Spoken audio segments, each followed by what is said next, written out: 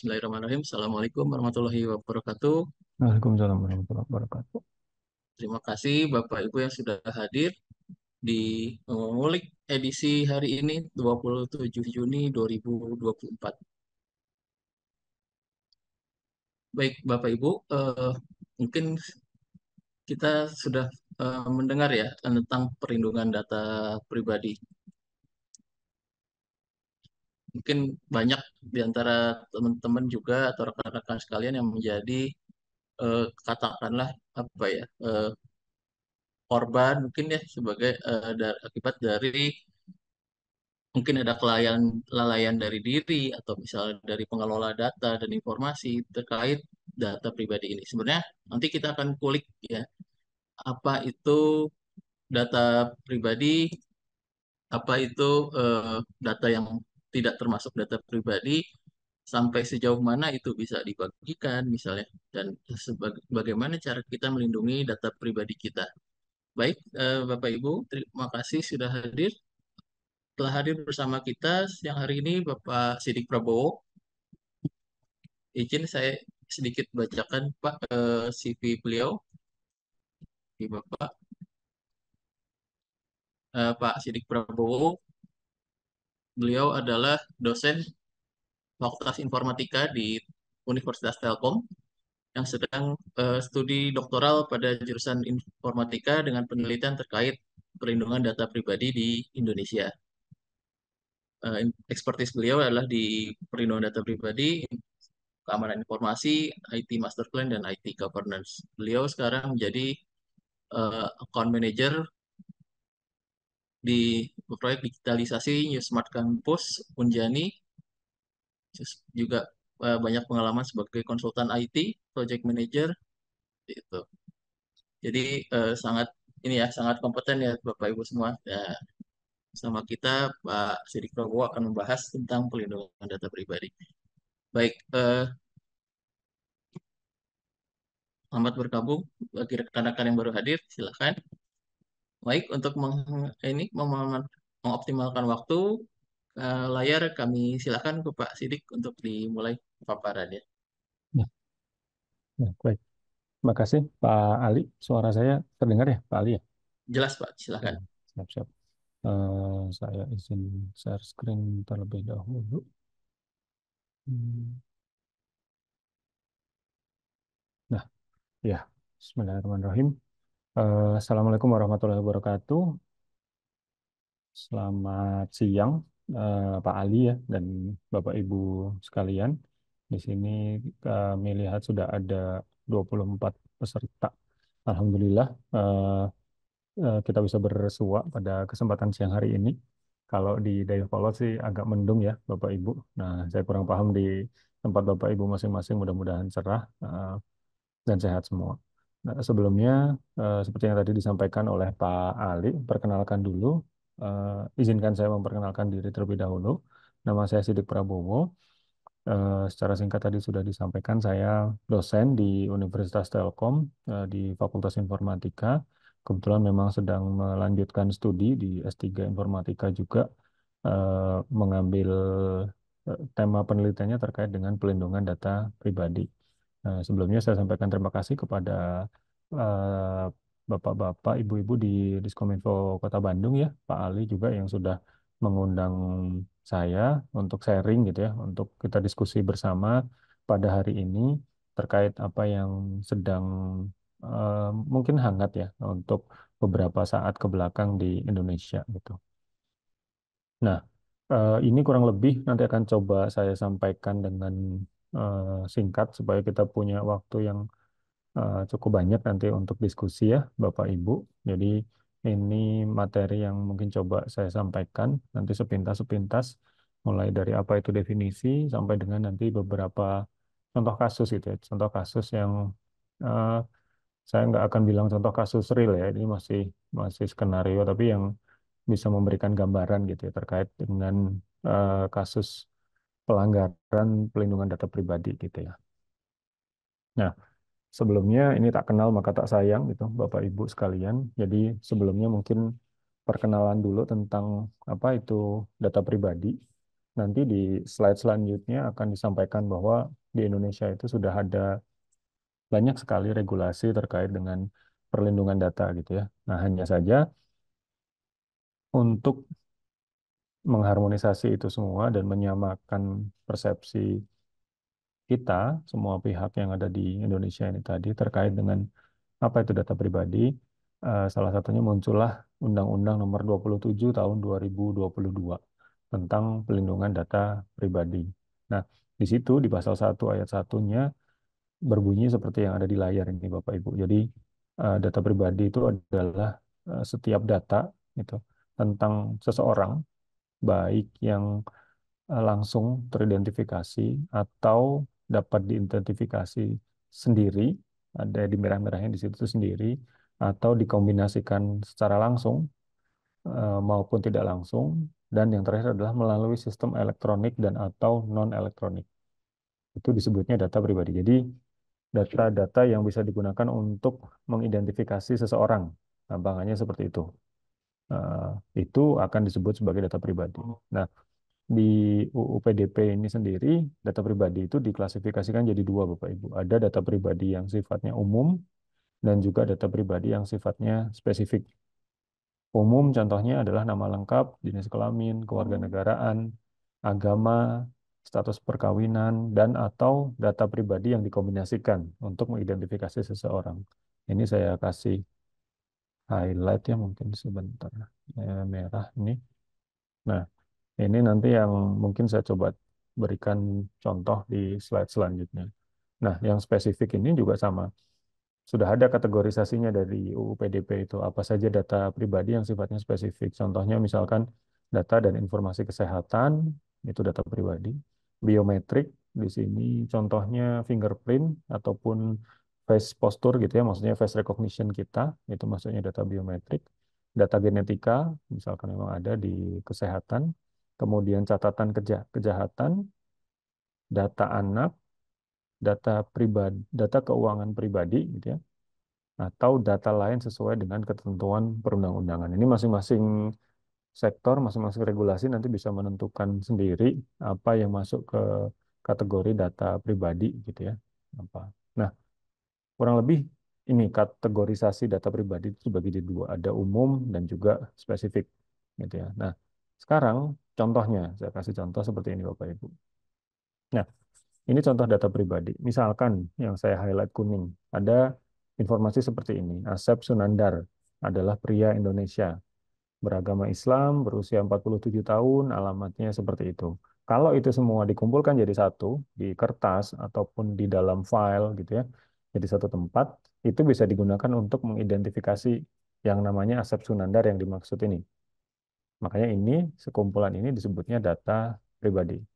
Tapi, semisalkan eh, ada sekumpulan, ada satu file katakanlah ya Bapak Ibu, file TXT gitu. Isinya itu hanya nama saja.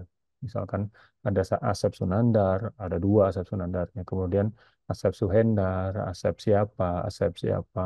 Tidak ada eh, informasi lain, entah jenis kelaminnya lah, atau domisilinya lah, atau umurnya lah. Data itu tidak bisa digunakan untuk mengidentifikasi orang ini tuh Asep yang mana, katakanlah seperti itu. Tapi kalau dalam satu file itu ada nama, kemudian ada kewarganegaraan, ada NIK bahkan, ada alamat dalam satu baris, itu disebutnya sebagai satu data pribadi. Jadi intinya adalah apakah data ini bisa digunakan untuk mengidentifikasi seseorang. Misalkan sekarang bapak-bapak nyari di Google, Sidik Prabowo nama saya gitu ya, akan muncul banyak tuh Sidik Prabowo yang mana. Nah, mungkin saya kurang hafal, mungkin ada 5 atau 6 atau 7 gitu yang namanya sama dengan saya. Kalau ada data, isinya hanya Sidik Prabowo saja. Tidak ada keterangannya dosen Universitas Telkom atau alamatnya di sini, umurnya sekian. Itu bukan data pribadi, Bapak Ibu. Tapi ketika ada nama dan kemudian ada tempat kerja, misalkan, ada domisili, atau bahkan yang parahnya itu ada NIK, misalkan gitu ya, nomor induk kependudukan, itu disebutnya sebagai data pribadi. Kurang lebih seperti itu, Bapak Ibu, konsepnya. Jadi Eh, yang tadi ada di undang-undang sini, ini juga dicantumkan di pasal 1 ayat 2 UU PDP ya kalau nggak salah ini. Eh, ini apa saja? Oh, ada nama, jenis kelamin, kewarganegaraan, agama, dan status perkawinan. Yang di state di situ atau yang ditulis di situ adalah yang ini. Ini masuk kategori umum. Nah, tapi tadi kalau kita lihat umur tadi itu nggak masuk di situ. Tapi ternyata umur ini ketika dikombinasikan masuk kategori yang terakhir ini. Ketika dikombinasikan untuk mengidentifikasi seorang bisa menemukan nih orang ini gitu ya. Nah, itu ketika digabungkan semuanya itu disebutnya sebagai data pribadi. Dan ketika itu sudah jadi data pribadi, undang-undang ini nanti akan berlaku perlakuannya. Kurang lebih seperti itu.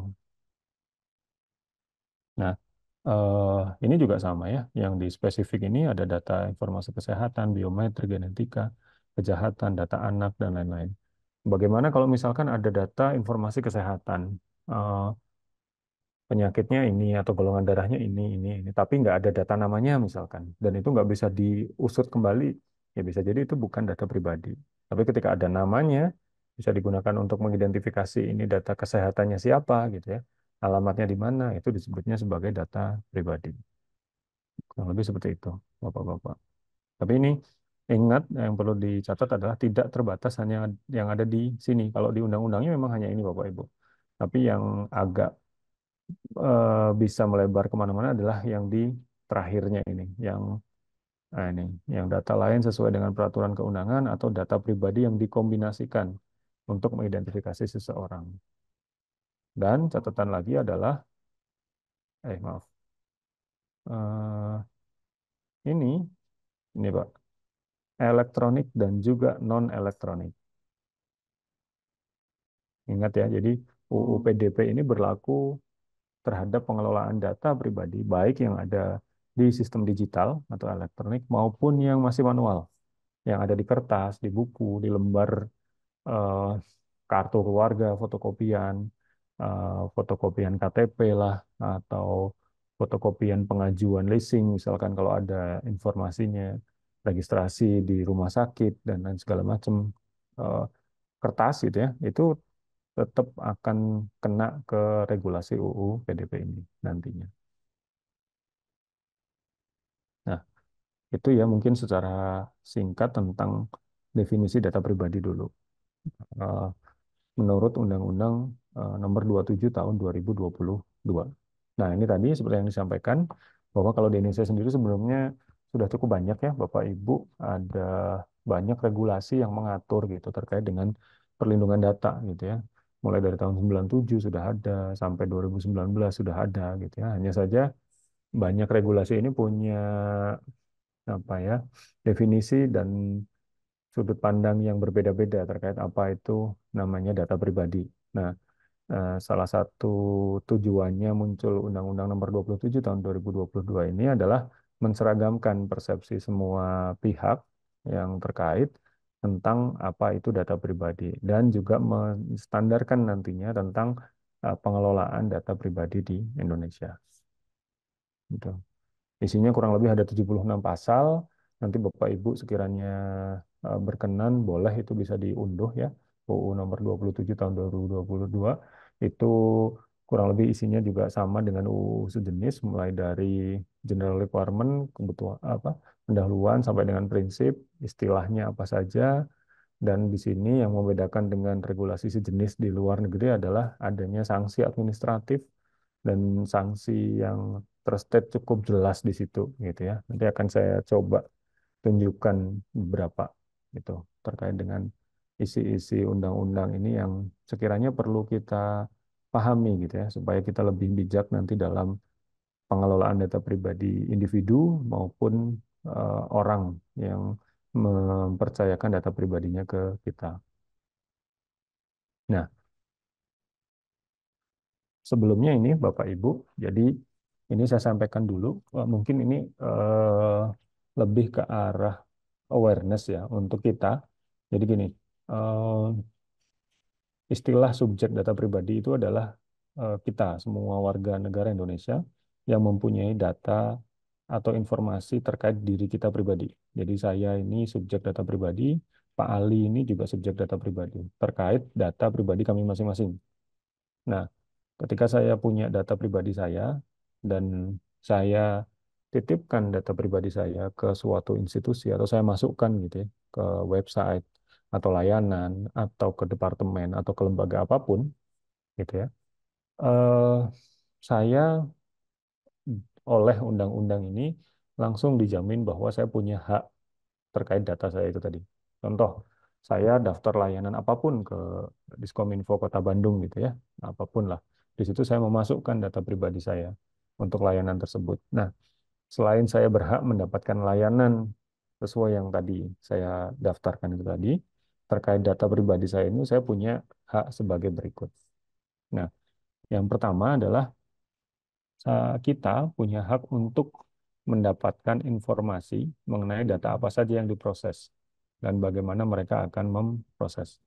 Ini saya berhak tahu. Jadi data nama saya dipakai mau buat apa, eh, untuk kegiatan, untuk proses bisnis apa saja, dan bagaimana cara memprosesnya. Itu saya punya haknya. Nah, kemudian hak untuk menghapus. Jadi sekiranya saya mendaftar untuk suatu layanan dan ternyata saya sudah merasa cukup dengan layanan tersebut, gitu ya, Bapak Ibu, saya berhak untuk meminta data saya itu dihapus karena udah nggak butuh lagi sama layanan dari penyedia layanan itu tadi. Nah, ini saya punya haknya. Jadi enggak yang kita submit data terus seumur hidup akan ada di sana terus gitu ya. Enggak. Kita berhak untuk mencabutnya kembali. Sekiranya memang sudah tidak diperlukan. Itu yang kedua. Nah, kemudian yang ketiga, hak untuk memperbaiki. Misalkan kita punya, selama ini kita update data kita kependudukan di Disduk Capil, Bapak Ibu.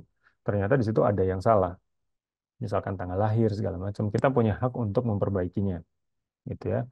Atau misalkan kependudukan, akte kelahiran, maaf, kartu keluarga kita ternyata sudah nambah anggotanya, nambah anak misalkan gitu ya, itu kan sudah tidak relevan. Kita bisa punya hak untuk memperbaiki data tersebut di lembaga tempat kita menyimpan data pribadi itu tadi. Nah, kemudian selanjutnya hak akses. Hak untuk mengakses mengenai data apa saja yang diproses. Jadi secara undang-undang sebenarnya kita juga punya hak untuk melihat terkait data apa saja yang sedang diproses saat ini oleh si pemroses data pribadi itu tadi atau pengelola data pribadi itu tadi gitu. Nah, kemudian hak mendapatkan ganti rugi. Nah, ini juga diatur di Undang-Undang Pelindungan Data Pribadi bahwa kita mempunyai hak untuk mendapatkan kompensasi ketika ada kebocoran data atau penyalahgunaan data pribadi yang menyebabkan kerugian. Ini diatur Bapak Ibu, bahwa kita punya hak untuk mendapatkan kompensasi ketika data kita disimpan di suatu lembaga dan ternyata bocor, misalkan, gitu ya. Dan ternyata memang bocornya dari lembaga itu. Nah, kita berhak untuk mendapatkan ganti rugi dari situ. Nah, kemudian hak atas portabilitas data. Nah, ini contohnya kurang lebih seperti ini. Portabilitas itu pemindahan data ya Bapak Ibu. Jadi misalkan selama ini saya dan keluarga saya terdaftar di suatu rumah sakit A. Semua data saya disimpan di situ. Tapi karena suatu alasan, misalkan perusahaan saya sudah tidak kerjasama asuransinya dengan perusahaan A itu tadi, saya pindahkan layanannya ke rumah sakit B.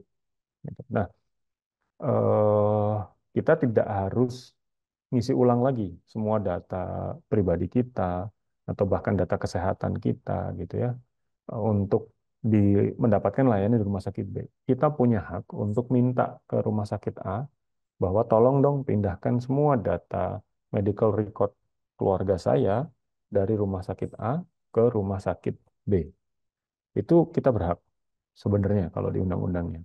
Kita diatur. Jadi tidak perlu ngulang lagi karena eh, mungkin selama ini masih seperti itu ya Bapak prakteknya. Kalau kita di satu rumah sakit, ketika dokternya pindah ke rumah sakit lain misalkan, kita ngejar dokternya gitu. Di sana medical record kita kosong lagi, harus didiagnosa ulang lagi. Penyakitnya ini apa, ulang lagi screening dari awal segala macam misalkan gitu. Nah, tapi kalau di sini sebenarnya kita punya hak untuk minta mindah data itu tadi. Mekanisme pemindahan datanya itu bukan urusan kita ya, Bapak Ibu. Itu kita kembalikan ke rumah sakit, bahwa rumah sakit itu harus menjamin hak kita sebagai subjek data pribadi.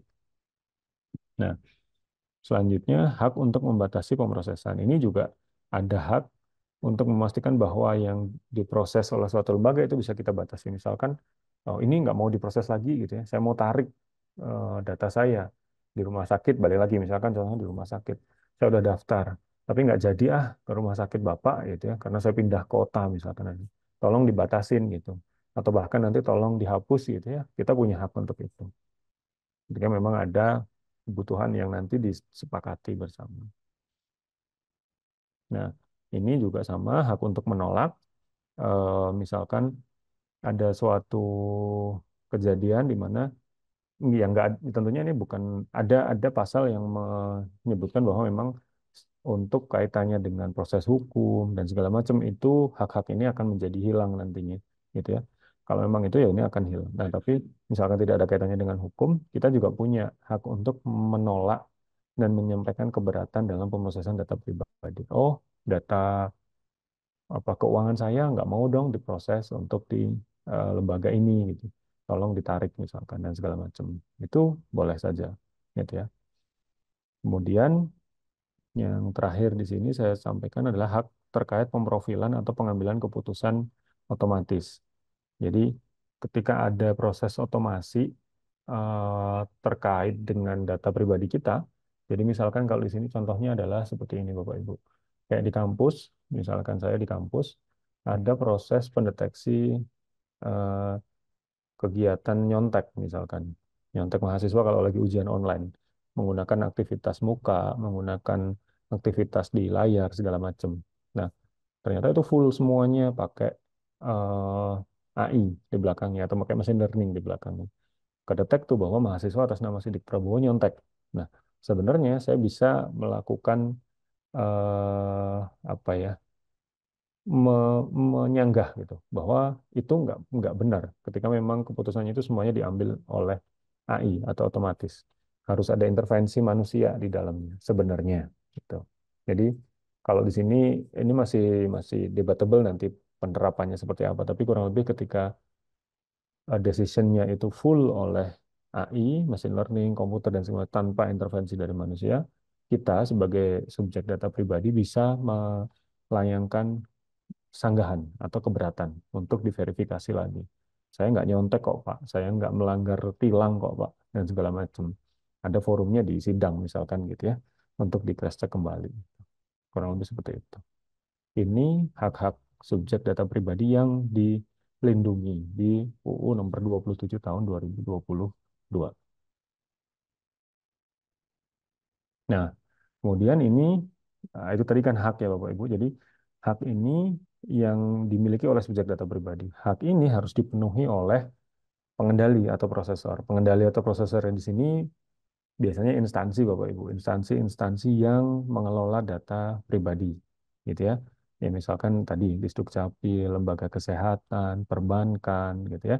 Yang di dalamnya memang ada data pribadi customer kita masyarakat punya kewajiban untuk melakukan beberapa hal ini. Ada banyak sebenarnya Bapak Ibu. Cuma ini beberapa saja saya sampaikan gitu ya. Yang pertama, melakukan tanggung jawab dan kepatuhan ini sesuai dengan undang-undang yang berlaku. Kemudian memastikan keamanan selama seluruh proses pengelolaan data pribadi.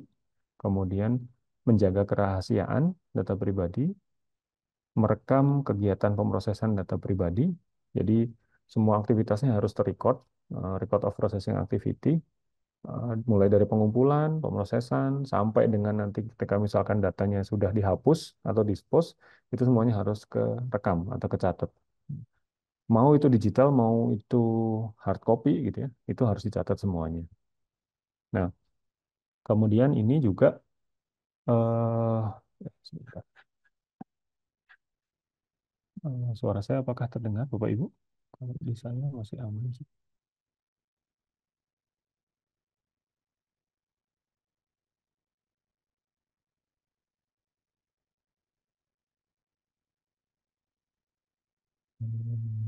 Ya, sebentar. Oke, jadi eh, sebentar saya cek internet saya dulu.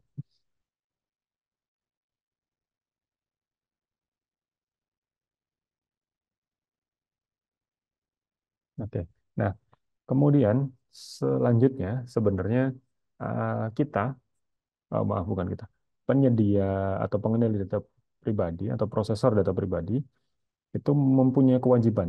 Jadi ketika ada pelanggaran, pelanggaran di sini itu tadi ya, apakah data breach, datanya bocor, ataukah error misalkan servernya down, segala macam gitu ya, eh, kehack atau apapun gitu ya. Sebenarnya pengendali atau prosesor data itu wajib memberikan informasi. Informasinya bahkan bukan publik ya, bukan publik, eh, press release secara generik enggak, tapi harus ke individunya. Jadi misalkan data saya simpan ke suatu lembaga, ke kampus saya misalkan gitu ya. Saya registrasi sebagai mahasiswa dan ternyata di kampus ini ada data breach, data bocor. Dan ternyata salah satu data yang bocor itu adalah data atas nama Sidik Prabowo. Nah, eh, kampus saya punya kewajiban untuk menyampaikan bahwa ini ada data bocor atas nama Bapak Sidik Prabowo. Kejadiannya tanggal sekian. Sedang kami mitigasi, misalkan. Nah, itu ada kewajiban seperti itu sebenarnya. Jadi, setiap kali data kita bocor, harusnya kita punya notif. Jadi, aware. Tujuannya apa? Tujuannya supaya kita bisa melakukan tindakan selanjutnya, Bapak Ibu. Tindakan mitigasi selanjutnya bahwa kita sebelumnya kan asumsi kita aman ya, datanya di mana. Lalu ketika bocor, oh ini ada sesuatu yang harus kita lakukan nih. Eh, Misalkan paling gampang kalau saya kemarin data bocor terus ada notifikasi gitu ya. Kalau aplikasi-aplikasi ya tinggal saya biasanya saya ganti passwordnya semuanya. Kemudian saya tambah level keamanan lah, terus segala macam gitu. Layanan saya unsubscribe semuanya dan lain-lain. Misalkan seperti itu. Itu tujuannya kenapa pengendali dan prosesor data pribadi itu wajib melakukan pemberitahuan jika terjadi pelanggaran pelindungan data pribadi. Nah, kemudian ini melakukan penilaian dampak pelindungan data pribadi. Jadi ini juga wajib dilakukan oleh pengendali dan prosesor data pribadi. Jadi misalkan eh, apa eh, ada suatu instansi Bapak Ibu di Dukcapil atau di Kominfo atau di layanan kesehatan gitu ya.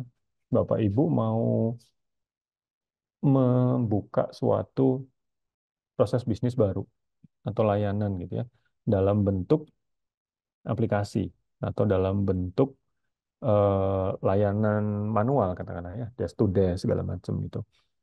Yang mana layanannya itu terkait dengan eh, pemrosesan data dengan resiko tinggi. Kalau di UU-nya itu istilahnya seperti itu. Misalkan yang melibatkan data pribadi dalam jumlah besar gitu ya. Nah, Bapak Ibu ketika mau bikin aplikasi seperti itu harus melakukan yang namanya penilaian dampak pelindungan data pribadi. Kurang lebih mirip seperti risk assessment Bapak Ibu. Jadi kalau mau ngembangin aplikasi yang terkait dengan high risk eh, personal data gitu ya, itu harus melakukan risk assessment dulu. Ini resiko kebocoran data pribadinya seperti apa, tahapannya seperti apa, dari A sampai Z itu diakses supaya meminimalisir resiko kebocoran data pribadi. Nah, itu terstate juga di UU PDP pasal 34 kalau nggak salah. Nah, itu beberapa kewajiban dan sebenarnya ada cukup banyak kewajiban yang harus dipenuhi oleh pengendali data dan prosesor data pribadi. Pengendali dan prosesor itu adalah nantinya lembaga yang mengelola data pribadi kita, Bapak Ibu, di masing-masing institusi. Nah, ini eh ini ya Bapak Ibu. Jadi yang cukup keren dari UU PDP ini adalah di situ di state juga di beberapa pasal terkait sanksi eh, pidana dan juga denda serta administratif. Nah, ini saya paparkan dulu beberapa larangan dalam penggunaan data pribadi yang dilakukan oleh individu. Nah, ini yang perlu diingat Bapak Ibu yang mungkin dari umum ya, bukan dari instansi pemerintah. Jadi individu pun sebagai individu pun saya dan Bapak Ibu sebagai individu itu ada larangan yang diatur di UU PDP itu tadi. Nah, salah satu beberapanya ini yang ada di sini ya. Pasal 65 ini sama pasal 66. Jadi yang pertama adalah setiap orang di sini yang di highlight adalah setiap orang ya Bapak Ibu. Jadi orang dilarang dilarang secara melawan hukum atau memperoleh mengumpulkan data pribadi yang bukan miliknya dengan maksud untuk menguntungkan diri sendiri atau orang lain yang dapat mengakibatkan kerugian subjek data pribadi. Contoh, misalkan kalau eh, kita biasanya habis beli sesuatu di toko gitu ya, biasanya mereka langsung minta nama dan nomor HP, bahkan alamat gitu ya. Ditanya untuk apa? Untuk data saja. Itu sebenarnya nggak boleh, Bapak Ibu. Nggak boleh apa? Karena biasanya ketika mereka mengumpulin data seperti itu, mereka ada maksud dan tujuan kan. Tujuannya setelah itu apa? Dijual ke marketing channel mereka. Biar mereka punya data orang yang habis beli, misalkan saya habis beli HP gitu ya, satu counter. Ngisi nama dan nomor HP. Buat apa? Gitu. Buat data doang. Kalau buat data doang, oke, dia berarti sesuai tujuan yang disampaikan. Tapi ternyata data itu dijual sama dia untuk keperluan marketing. Itu udah beda akadnya dengan yang tadi di awal. Dia dapat duit tuh dari jual data kita. Itu nggak boleh. Nah, kalau itu dilakukan individu, akan diganjar gitu ya, pidana paling lama 5 tahun atau denda 5 miliar. Itu ya. Terus kemudian yang kedua adalah dilarang mengungkapkan data pribadi yang bukan miliknya. Jadi mengekspos atau membuka data pribadi. Jadi misalkan saya sekretaris di suatu instansi gitu. Saya punya data pribadi semua karyawan di perusahaan saya gitu. Nah, eh, saya nggak boleh mengekspos ini keluar. Saya share lah di X atau di IG atau di mana gitu ya, yang bukan milik saya. Itu juga bisa dikenai sanksi denda tanpa izin, tanpa dasar yang jelas, gitu ya. Nah, kemudian setiap orang dilarang melawan hukum menggunakan data pribadi yang bukan miliknya. Nggak boleh Bapak Ibu daftar pinjol gitu ya, pakai KTP orang lain gitu. Itu nggak boleh. Itu disanksi juga 5 tahun dan dendanya maksimal sampai 5 miliar. Ini per orang. Nah, kemudian ini juga nggak boleh membuat data pribadi palsu. Nah, itu kita merekayasa identitas orang gitu ya, nomor HP, nama, alamat, dan segala macam untuk dijual lah atau untuk apapun itu juga bisa dikenai denda pidana 6 tahun atau denda paling banyak 6 miliar. Nah, ini individu Bapak Ibu. Nah, tapi yang individu ini tidak berlaku untuk konteksnya rumah tangga. Ya, misalkan saya nge-share data pribadi saya ke istri saya, atau istri saya nge-share data anak saya ke saya, gitu ya, itu nggak masalah, nggak akan kena ini, kena selama kebutuhan rumah tangga atau domestik gitu ya, itu nggak apa-apa. Tapi ya tentunya itu terkait data pribadi yang ada di dalam satu kakak itu saja gitu. Kalau punya tetangga atau punya saudara bahkan itu sudah nggak boleh Bapak Ibu. Tapi kalau suami istri, ibu anak gitu ya, bapak anak itu nggak masalah. Itu dikecualikan di sini untuk keperluan domestik disebutnya. Nah, ini selanjutnya. Nah, kalau di korporasi, tadi kan individu ya Bapak Ibu. Ini kalau pelakunya adalah kita individu. Jadi kalau individu perorangan, hukumannya seperti ini. Tapi kalau pelakunya itu adalah korporasi, sanksinya beda tentunya. Jadi, eh, sanksi administratif berupa denda administratif sebagaimana dimaksud pada ayat 2. Ini ya, denda gitu ya. Dendanya kurang lebih sama dengan yang tadi, yang individu. Hanya saja dikalikan 10 kali kalau korporasi ya. Jadi ketika pelakunya korporasi, dendanya itu dikalikan 10 kali maksimum. Kemudian eh, yang dikenakan itu hanya denda pidana. Nah, tapi nah ini ada sanksi administratif juga berupa denda ya Bapak Ibu. Yang mana denda ini tuh paling korporasinya tinggi atau di Banten so kita tahu-tahu ada di mana di asuransi kan gitu itu jadi kemarin pernah ngobrol ada. nah mohon maaf Eh, ya, izin Bud. Jadi ya, eh, jadi eh, ketika ketika eh, perusahaan yang melakukan itu tadi ada bedanya adalah itu tadi ya, sanksinya sanksi pidana denda ke korporasinya, tapi pidana hukuman yang dikenakan itu nanti bisa ke pengurus, pemegang kendali, memberi perintah, pemilik manfaat atau korporasinya. Kalau ke korporasinya itu hanya denda, tapi kalau ke orangnya itu bisa kena pidana hukuman nantinya. Nah, denda dendanya itu bisa sampai 10 kali dari yang diancaman atau sanksi administratif berupa denda administratif yang paling tinggi adalah 2% dari pendapatan tahunan atau penerimaan tahunan terhadap variabel pelanggan. Jadi pelanggaran. Jadi cukup besar ya, Bapak Ibu. Nah, sanksinya lagi apa? Sanksinya ini bisa di pasal 70 ayat 4 ini mulai dari perampasan sampai dengan pembubaran korporasi. Itu diatur juga di sini. Tergantung variabel pelanggarannya itu seperti apa. Itu. Ini untuk di korporasi. Tapi pelanggarannya kurang lebih sama. Mengumpulkan data pribadi tanpa tujuan yang jelas, kemudian mengungkapkan data pribadi, kemudian melawan hukum untuk menggunakan data pribadi yang bukan miliknya, membuat data pribadi, hukumannya sama, hanya dikali 10 kali lipat. Gitu ya, Bapak Ibu.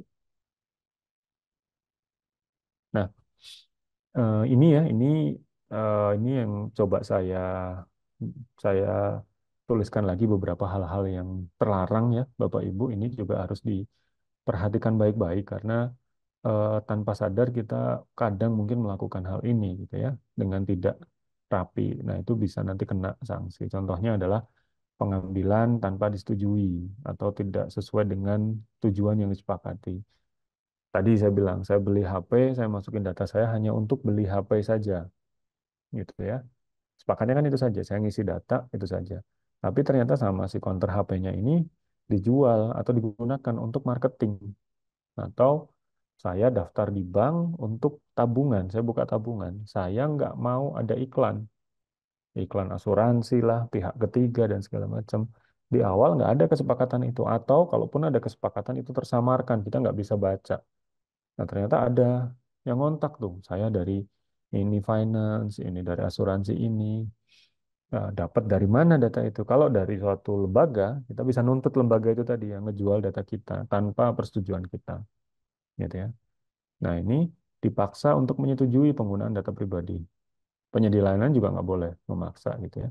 Kemudian tidak diberitahu tujuannya itu apa. Ngumpulin data itu buat apa? Oh, buat data doang. Buat data kan berarti cuma dicatat, udah disimpan, bukan buat yang lain-lain gitu ya. Nah, kalau dipakai buat yang lain-lain itu salah juga. Ini keperluan yang lain-lain tanpa persetujuan, kemudian digunakan untuk menghubungi subjek data pribadi tanpa persetujuan. Yaitu tadi, banyak spam ya Bapak Ibu yang nge-call kita dapat nomor dan namanya benar. Berarti kan dia dapat informasi dari orang lain, yang mana mungkin kita pernah masukkan data ke situ. Itu juga nggak boleh. Kalau ketahuan bisa kita tuntut. Gitu ya. Nah, pelanggaran hukum dan pertukaran data ini juga sama. Jadi, UU PDP ini berlaku untuk seluruh warga negara Indonesia, di dalam maupun di luar negeri. Jadi, kalau di luar negeri ada, misalkan pertukaran datanya ternyata pihak sananya nggak sesuai dengan UU kita, itu juga bisa kita nuntut ke lembaganya itu tadi. Misalkan saya pindah ke Belanda gitu ya, data saya dipindah ke sana, yang Indonesianya sudah sesuai nih dengan UU PDP. Ternyata yang di sananya ada yang nggak comply dengan kita. Kita bisa nuntut tuh keberatan dengan sana. Jadi intinya melindungi seluruh warga Indonesia, tidak terbatas lokasi geografis gitu ya. Selama kita masih WNI, kita dilindungi sama UU PDP. Nah, selanjutnya disimpan lebih lama dari waktu yang ditentukan. Ini juga sama. Jadi eh, mungkin Bapak Ibu coba di apa ya, mulai aware bahwa data pribadi kita itu aset. Tentunya kita nggak mau nitipin aset kita yang berharga itu ke orang yang udah terus kita lepasin gitu ya. Enggak. Saya nitip emas ke Pegadaian tentunya mau saya ambil lagi gitu ya. Atau saya nitip uang ke bank pasti saya mau ambil lagi karena itu ada nilainya. Nah, data pribadi ini juga di UU PDP ini diperlakukan seperti itu. Saya naruh ke suatu lembaga, suatu saat akan saya minta lagi gitu datanya. Minta laginya dalam bentuk apa? Ya dihapus di sananya. Itu Bapak udah nggak punya data saya lagi. Itu karena berharga data saya gitu ya. Nah, dihalangi untuk menggunakan hak terkait data pribadi ini juga nggak boleh. Kemudian dijual ini yang banyak terjadi dan itu tidak boleh Bapak Ibu dan harus hati-hati itu. Karena kalau ketahuan menjual, sanksinya itu tadi ya ada di slide sebelumnya cukup besar gitu. Nah ini contoh sih beberapa contoh nanti ini agak-agak detail ya. Jadi oh, kalau di Indonesia mungkin belum ada contoh yang sampai keluar sanksinya ya Bapak Ibu, karena UU-nya baru dan kita dikasih kesempatan 2 tahun untuk menyiapkan dulu gitu ya. Nanti tapi tidak menutup kemungkinan nanti dalam beberapa tahun ke depan mungkin akan muncul kasus-kasus seperti ini yang kalau di ini yang saya ambil contoh beberapa kasus dari negeri sebelah di Singapura dan juga di Liechtenstein gitu ya, di Belgia sana terkait pelindungan data pribadi. Jadi kalau di luar memang pelindungan data pribadi itu sudah cukup steady, sudah stabil gitu ya Pak, penerapannya, undang-undangnya segala macam dan penegakannya juga sudah terjadi. Ini contoh di Singapura, jadi ada toko factory outlet kayaknya kalau nggak salah Spice ini tuh atau makanan ya saya lupa. Jadi dia hanya bukan membocorkan sebenarnya by accident gitu ya, nggak sengaja data pelanggannya itu ada data 148 pelanggan, isinya itu nama, nomor, email, dan alamat gitu ya. Nama, nomor HP, email, dan juga alamat dari 148 customernya. Nah, ternyata itu datanya by accident karena SOP-nya kurang bagus, ada di website penjualannya atau portal online-nya si spice.sg ini tadi. Link yang tadinya mau dipakai untuk internal perusahaan, ternyata linknya itu ke site-nya bisa dipublish eksternal. Itu nggak sengaja Bapak Ibu. Oh, servernya udah aman tuh semuanya. Cuma salah konfigurasi mungkin ya, yang tadinya hanya dibuka internal saja, bisa kebuka keluar PDF-nya. Nah, itu kena denda $20.000. Berarti sekitar 300 juta ya mungkin ya. 300 juta, 300 sekian juta. Karena mengekspos data tadi. Apapun alasannya, nggak sengaja lah prosedurnya apa. Ya itu nggak comply dengan regulasi, makanya kena. Gitu.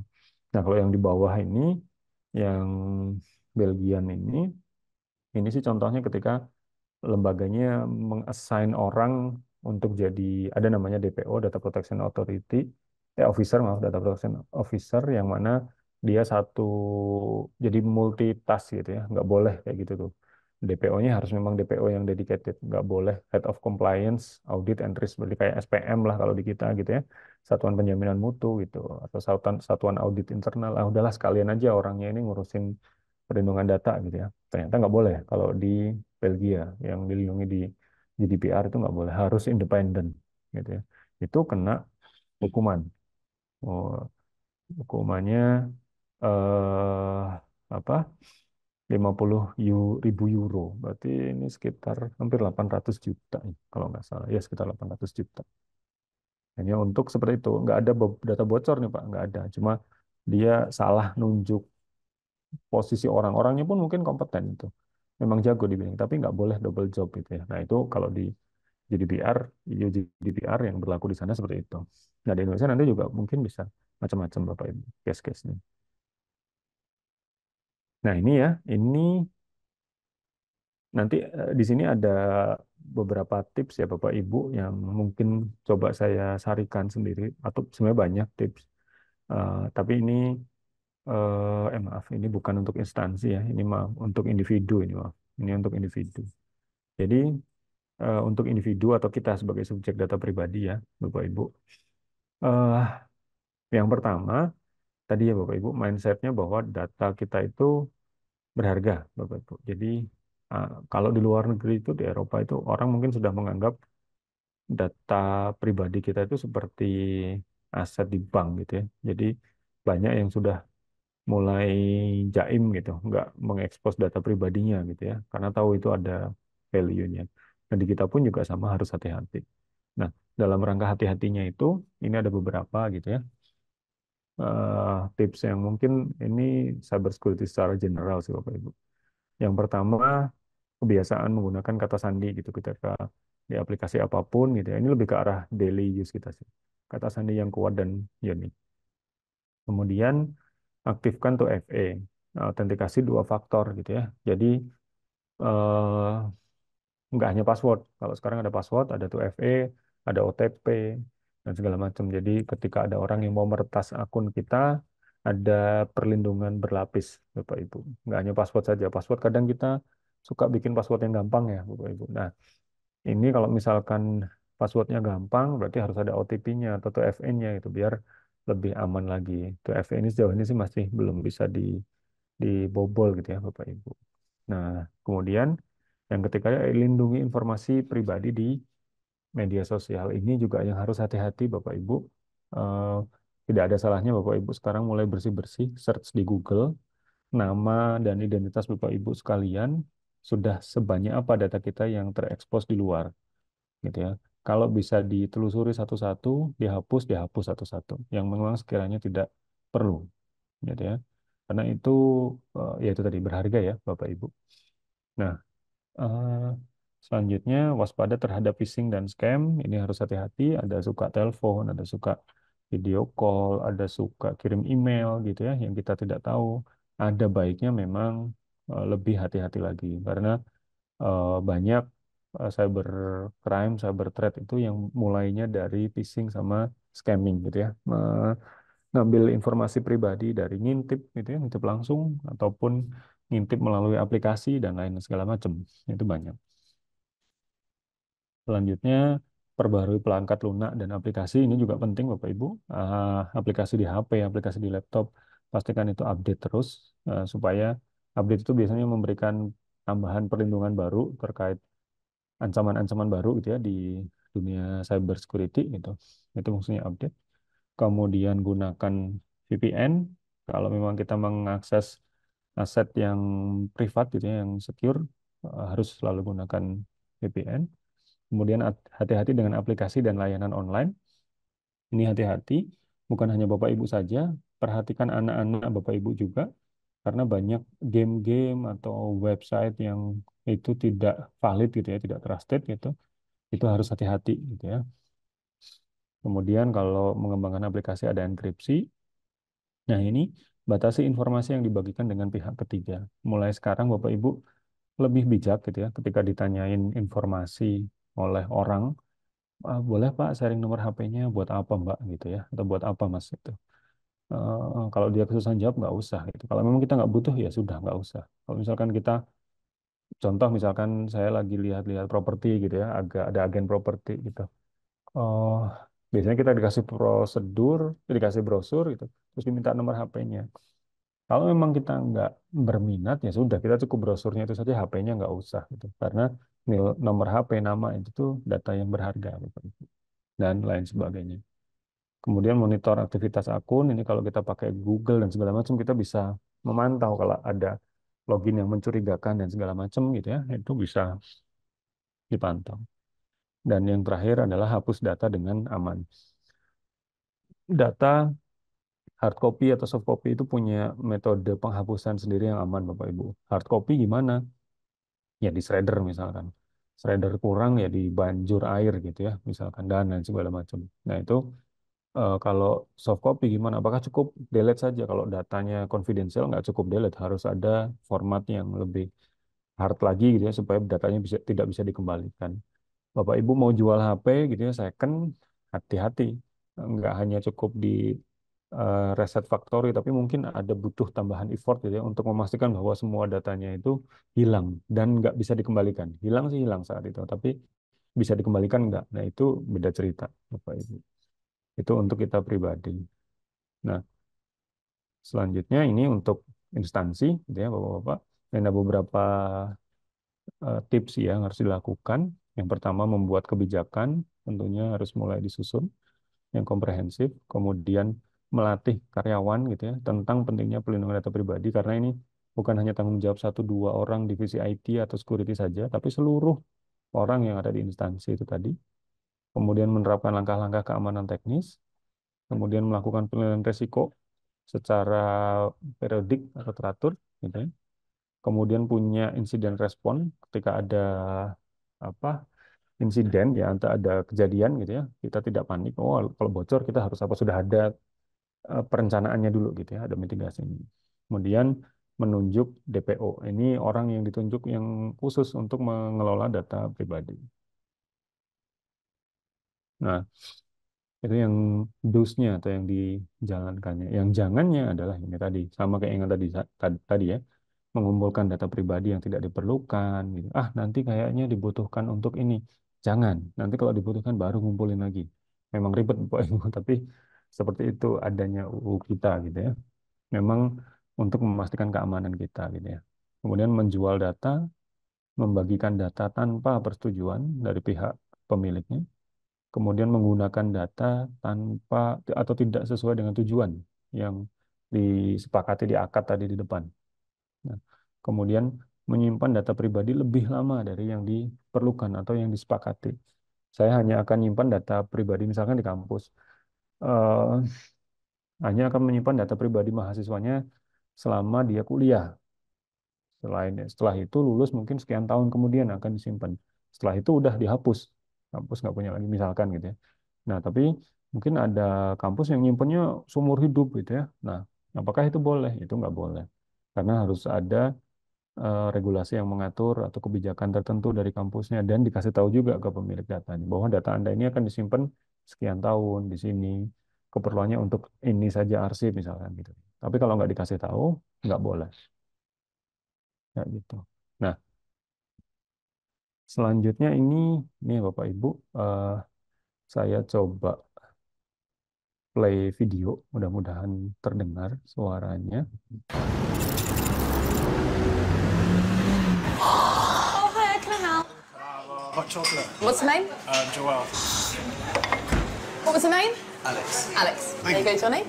Cheers. If you like our Facebook page, we give you a free hot drink and a free pastry. We have a new light for Damien. We have a new light for Damien. Hey, Carly, are you standing by? Standing by. Hi there, can I help? Yeah, just liked your Facebook page. Okay, I'll search Facebook I'm now. searching Google. Have a phone number. I've got his email address. Okay, Carly, are you ready? For information on Damien. Yep, I am. Mother's maiden name is he banks with Carly, this is the girl coming in now with the blue scarf. What's the name? Nicholas. Nicholas. His date of birth, 7th of May. She lives at 38A. Just be a couple of seconds. 2 children, age 4 and 6. Previous address. She's got the postcode. Yep, got it. Damien, age 26 and a fitness instructor. How do you know what that? Brody, who goes to UCL. Martin, who went to South Thames College. Assistant psychologist at Great Ormond Street. How did you know? That is. I don't understand. Huh? Pardon? You know I'm a Christian as well. Oh, yeah, we know everything about you, Martin. Thank you. Nice to meet you, Anna from Russia.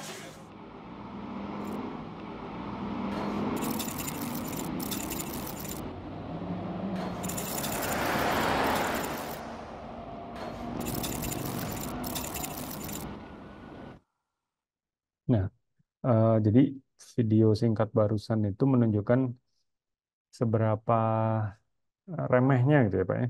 Hanya tadi kan coffee shop itu ngasih promo baik di siapapun yang nge-like Facebooknya dia, gitu ya.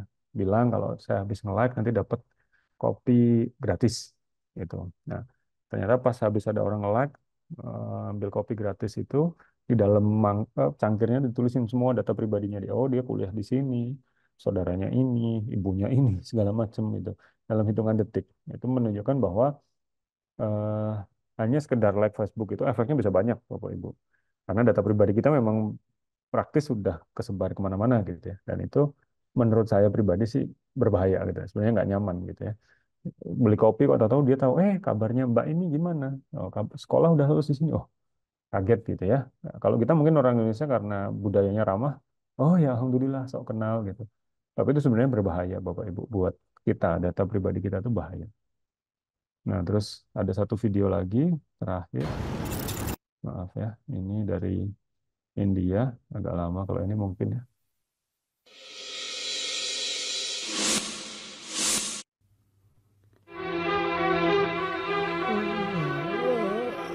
आज खुश तो बहुत हो गए तुम। हिमालय में बार बार क्यों आते हैं एलियन? हिमालय का हिमालयन देखिए रात 8 बजे। And its liver is all nice and good to eat. It's kind of good, really, just to be skewered.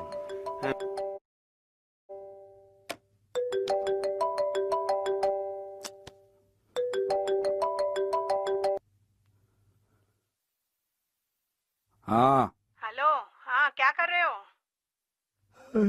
TV देख रहा हूँ। हाँ, दाल चावल रखे हैं गरम करके खा लेना हाँ ठीक है। बाहर से कुछ मत मंगाना सुन रहे हो ना तुम्हारी आदत पता है मुझे अरे तो आकर देख ही क्यों नहीं लेती कि क्या खा रहा हूँ। तुम ना I say you're Bye.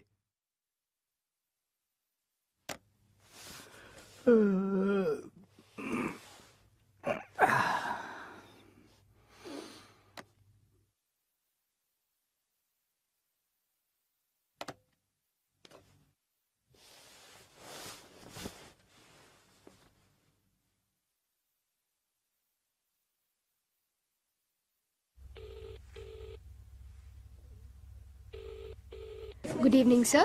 Thank you for calling Hot and Fast Pizzas. Can I I have want to order a pizza. Surely, sir. Can I have your multipurpose identification number? One sec.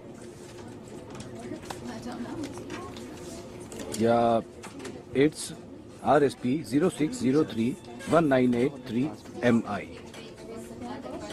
Thank you for the number, sir. Am I speaking with Mr. Rajneesh Haspuri from Baikala, Mumbai? Yes. The number from which you're calling is 9191930484 and your residential number is 22223244. Yes.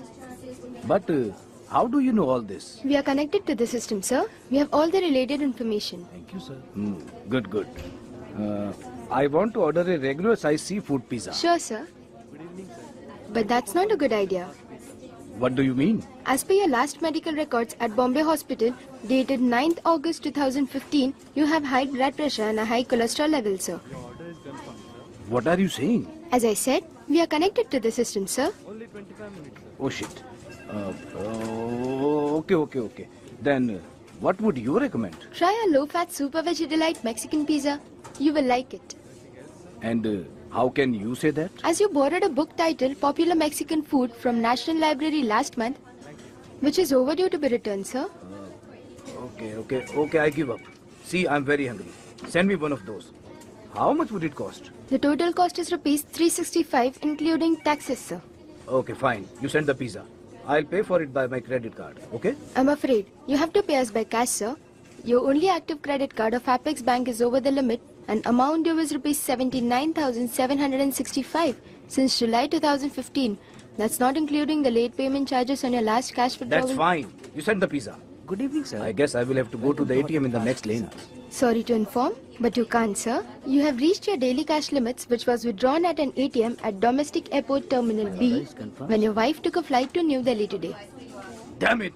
How do you know? As I said, we are connected. Yes, you're connected to the system. Just 25 minutes. You send the pizza.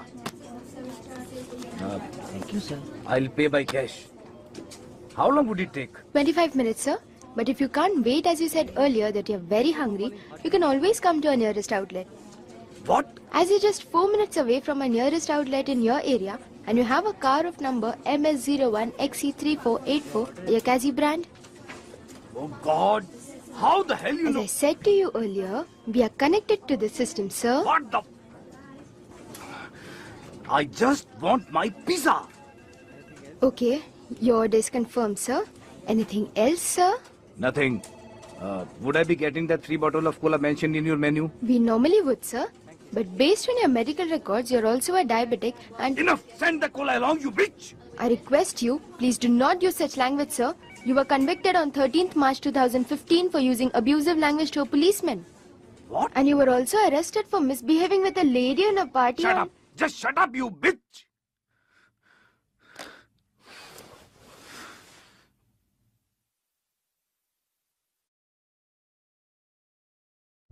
Ya, barusan parodi sih Bapak Ibu tentang apa ya? Mungkin kalau buat sebagian orang tuh ngerasanya enak gitu kalau data kita tuh udah kemana-mana gitu, tinggal tarik tarik tarik. Ternyata di beberapa kasus itu malah jadi nggak nyaman gitu ya. Dan kayak yang di video tadi sih itu sepertinya sudah sangat banyak sekali gitu ya aturan di UU perlindungan data pribadi yang dilanggar gitu. Kalau memang seperti itu, karena intinya kalau di UU PDP ya penggunaan data itu harus diketahui sama si pemilik data.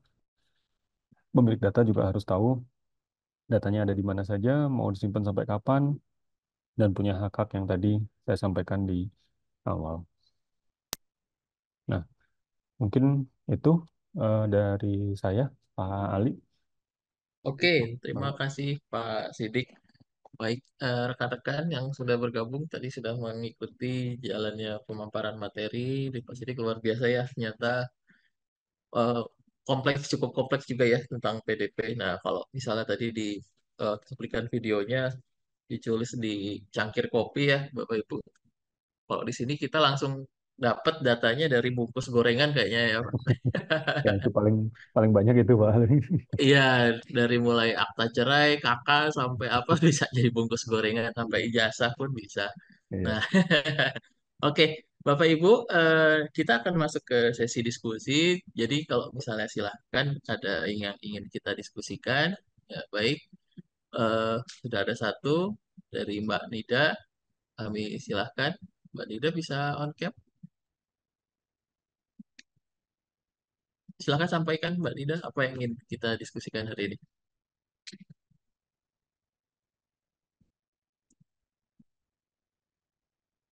Atau bisa lewat kolom chat jika Bapak Ibu ingin bertanya juga bisa lewat kolom chat. Baik, tadi banyak sekali yang disampaikan oleh Pak Sirik ya. Kita tanggung jawab kita sebagai pemilik data seperti apa atau tanggung jawab kita sebagai institusi seperti apa. Eh, Baik, Mbak Dita bisa lewat kolom chat silahkan kalau misalnya. Oh, Oke, nggak bisa udah unmute Pak. gitu ya. Oke, Ya, ya siap. udah. Oke, siap. Oke, silahkan. Bismillah. Ya, Assalamualaikum warahmatullahi wabarakatuh. Waalaikumsalam Salam. warahmatullahi wabarakatuh. Perkenalkan, nama saya Nide dari Diskominfo. Makasih Bapak untuk paparannya tadi, sangat apa ya, dapat insight banyak. Dan kebetulan juga ini tadi pas banget. Saya lagi googling nama saya di Google. Terus Oke. iya itu pas banget gitu. Kemudian ada data pribadi yang saya ini kan tenaga ahli ya Pak di Pemkot Bandung. Saya peserta di LPSE juga. Nah, ya tadi pas searching nama itu ternyata data pribadi saya tuh keluar tuh di yang dari LPSE itu data pribadi, nama, alamat, kemudian harga-harga lah yang kayak gitu. Nah, itu maksudnya eh, gimana ya? Saya harus ngadu ke siapa gitu terkait perlindungan data saya gitu karena itu meresahkan sih Pak karena sampai alamat keluar, kemudian pendapatan saya juga keluar gitu. Ya, gitu aja Pak. Makasih Pak. Ya. Assalamualaikum. Waalaikumsalam. Terima kasih Bu Nida. Mau ditampung dulu atau dijawab Pak Ali? Belum ada yang lain, jadi silakan Pak dijawab dulu sambil Oh, menunggu. boleh boleh. Makasih Bu Mbak Nida ya. Jadi kalau sesuai undang-undang gitu ya. Jadi sebenarnya memang UU ini kan disahkan kemarin tahun 2022 bulan Oktober gitu. Nah, pemerintah itu memberi waktu persiapan gitu untuk seluruh pihak eh, comply dengan regulasi ini tadi selama 2 tahun. Berarti secara teorinya memang nanti setelah Oktober 2024 ini harusnya memang undang-undang ini diperlakukan secara tegas. Itu yang pertama, Mbak. Kemudian yang kedua, eh, kalau sesuai dengan yang ada di undang-undang itu tadi, akan ada satu kelembagaan khusus, Mbak, tempat di mana kita mengadu, Mbak. Kayak Mbak tadi, Mbak Nida tadi sampaikan gitu ya. Eh, Nanti akan ada kalau di luar namanya DPA, gitu, Data Protection Authority. Kalau di Indonesia, saya kurang paham nanti bentuknya apakah selevel kementerian ataukah selevel badan gitu ya, kayak BSSN segala macam. Tapi yang jelas dia akan jadi badan independen di mana tempat kita mengadu, Mbak. Mengadu terkait data saya ada di sini, data saya ada di sini gitu ya. Tapi itu kapannya mohon maaf saya juga kurang paham itu di pemerintahan di pusat sedang dirumuskan gitu ya bersama dengan RPP turunan dari UU PDP ini tadi. Nah, tapi untuk sekarang sebenarnya karena semua lembaga itu juga sudah mulai melek ya Mbak ya, kayak LPSE, e-katalog lah segala macam atau lembaga-lembaga lain, nggak ada salahnya kita berusaha coba email saja Mbak. Email saja ke lembaga, bukan hanya itu tadi ya, tapi misalkan ada lembaga lain, atau Mbak nge-search nanti di halaman kedua tiga ada tempat lain gitu ya. Misalkan kemarin saya sempat ngecek itu ada di institusi pendidikan gitu. Institusi pendidikan yang dia entah sadar atau tidak sadar dia nge-expose tuh data pribadi mahasiswanya semuanya dalam bentuk PDF. Untuk kepentingan apa? Linknya ternyata bisa dibuka publik. Nah itu kan akan kalau nggak segera di take down, khawatir udah di-download sama banyak orang ya Mbak ya. Nah, kalau ada yang sadar, bisa kontak dulu saja. Maksudnya ikhtiar kita untuk saat ini, karena lembaganya memang belum ada, Mbak. Eh, Mudah-mudahan akhir tahun ini memang sudah ada tempat kita mengadu itu tadi, Mbak, yang jadi hakimnya gitu. Memang yang nyusun UU ini tadi ya Kominfo dengan BSSN dan lain-lain. Tapi nanti penegaknya atau yang menjalankan fungsi pengadilnya itu tadi itu akan ada lembaga sendiri, Mbak. Sampai sekarang setahu saya memang belum, tapi mudah-mudahan dalam waktu dekat ada. Nah, cuma untuk sekarang coba saja eh, email lah ke admin layanan itu tadi, minta data saya yang ini tolong di hide dari publik supaya tidak bisa di search. Karena kan mungkin kalau kayak alamat yang Mbak tadi sampaikan itu, butuhnya kan sebenarnya hanya projectnya saja ya Mbak ya, hanya keterangan projectnya saja atau deskripsi untuk pengadaan saja gitu ya. Nah, eh, nggak ada relevansinya juga dengan Mbak sebagai tenaga ahli CV-nya keluar semua gitu. Saya malah baru sadar, makanya saya coba cek juga barangkali saya ada juga. Saya belum sempat ngecek semuanya. Tapi kalau memang ada, berarti sangat berbahaya Mbak. Memang. Itu baiknya diingatkan saja ke lembaganya. Barangkali memang dia sedang berbenah, tapi belum semuanya diperbaiki gitu ya. Jadi dengan Mbak komplain itu bisa memberikan bantuan gitu. Mungkin ya, mungkin kalau menurut saya gitu. Gitu Mbak. Ya, terima kasih Pak Sidik. Mungkin ini ada pertanyaan lagi. Nanti Ya. kita akan diskusi lebih lanjut lagi. Baik, terima kasih. Nah, ini jadi goal kita ini untuk membangun awareness ya, kita teman-teman ASN atau non ASN, pada masyarakat juga kita ingin membangun awareness bahwa data pribadi ini penting dan bagaimana cara melindunginya. Mungkin ada lembaga yang belum aware juga. Nah, ini eh, setidaknya kita ini sudah aware gitu ya. Baik, Bapak, ini ada pertanyaan lagi. Mungkin ada dua pertanyaan yang sejenis mungkin ya, karena terkait dengan spam, penggunaan data pribadi lalu dimanfaatkan untuk marketing biasanya, sehingga kalau di handphone kita suka dilabeli sebagai spam. Ini gimana pertama supaya kita nggak terganggu dengan spam, eh, atau bagaimana melindunginya? Kadang ada juga misalnya institusi-institusi yang nakal menjual data gitu ya Pak di luar ini. Atau mungkin kelalaian kita juga misalnya ketika kita membuka suatu rekening kan ada semacam end user license agreement gitu ya kalau di aplikasi. Nah Ya. kita nggak baca itu biasanya karena banyak dan tulisannya kecil-kecil gitu Pak. Nah ini seperti apa Pak? Silahkan Pak. Iya Mbak. Jujur ya Mbak ya, kalau tadi Mbak Ninis ya, Mbak Ninis Khairunisa, eh, sering banget ada spam. Sama Mbak, saya belum bisa apa-apa. Ya paling kalau sekarang ya saya hanya, jadi gini, berlangganan aplikasi-aplikasi yang modelnya apa itu istilahnya, kayak Truecaller, terus apa ya istilahnya, Get aplikasi kontak ya. get kontak Pak gitu. Nah, sebenarnya aplikasi-aplikasi gitu tuh membantu, tapi di sisi lain sebenarnya itu juga menjerumuskan Pak, karena kita itu setoran data kita juga ke dia. Jadi secara singkat kerjanya mereka itu kan saya install misalkan Truecaller di HP saya nyimpen nama Pak Ali di situ, Pak Ali Diskominfo Kota Bandung. Bahkan ada alamat misalkan gitu ya. Kadang kan informasinya lengkap tuh.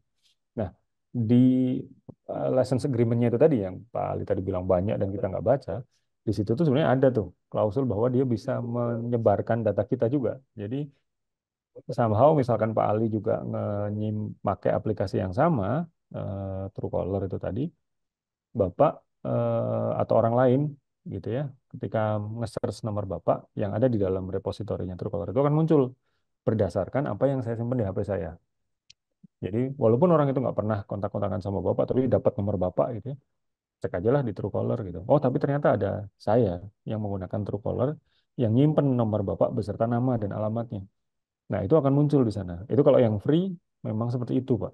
Nah, untuk mengamankan memang saya nggak tahu sih sejauh ini saya juga belum kebayang, Mbak, menghentikan penyebaran data pribadi kita yang di luar itu seperti apa. Cuma untuk menghentikan kegiatan yang brutal itu tadi ya paling nggak kalau sekarang pakai aplikasi kayak Truecaller gitu tapi kita bayar. Karena ketika bayar, setahu saya di beberapa aplikasi itu kita bisa minta data kita di take out. Jadi orang lain nggak bisa nge-search gitu. Setahu saya gitu. Kelebihannya dia tuh bukan kelebihan sih. Ini strategi marketing ya, bos. Strategi marketing yang bikin Iya aplikasi. betul.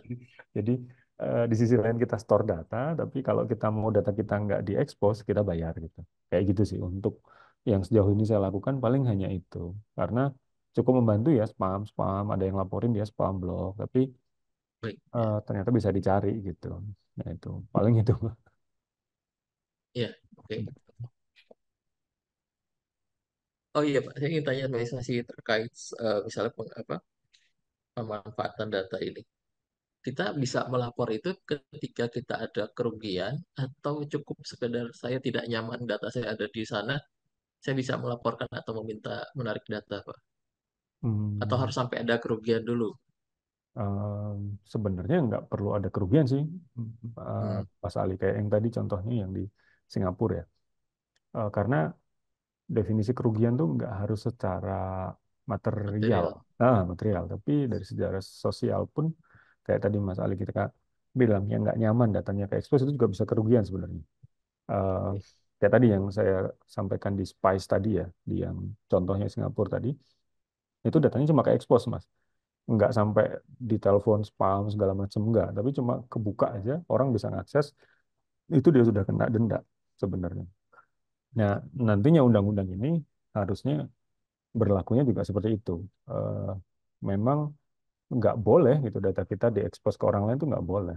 Saya nggak saya nggak merasa nggak nyaman pun, tapi undang-undangnya kan sudah dilanggar ya. Jadi itu tetap kena itu. Bayangan saya sih mas. Nah, jadi kayak gitu. Jadi nggak perlu nunggu ada kerugian sebenarnya. Kerugiannya ya kerugiannya selama ada satu pasal yang dilanggar kita itu udah rugi gitu aja. Gampangnya gitu sih. Oke, ini ada pertanyaan dari Bu Ine.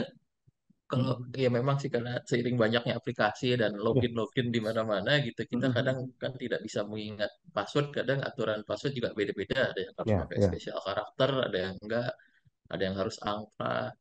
Nah, biasanya saya nyimpen, ya inilah kebiasaan kita juga mungkin ya, rekan-rekan ngulikers juga nyimpen passwordnya di satu file yang TXT misalnya seperti itu, tapi di Mm. backup ke cloud atau misal di Ya. email atau di Notion atau dimanapun. Mm-mm. Apakah aman itu, Pak? Seperti itu.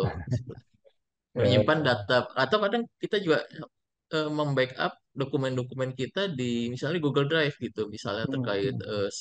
SIM atau paspor segala macam. Untuk Ya. backup katakanlah bagi kita backup, tapi apakah itu cukup aman, Pak? Ya, Mas. Jadi kalau ini pendapat personal ya, maksudnya kalau dari Ya, pengalaman pribadi dibandingkan dengan kita backup lokal di device, entah di komputer atau di HP atau di perangkat yang kita bawa, eh, menurut saya memang masih tetap aman backup di cloud sebenarnya.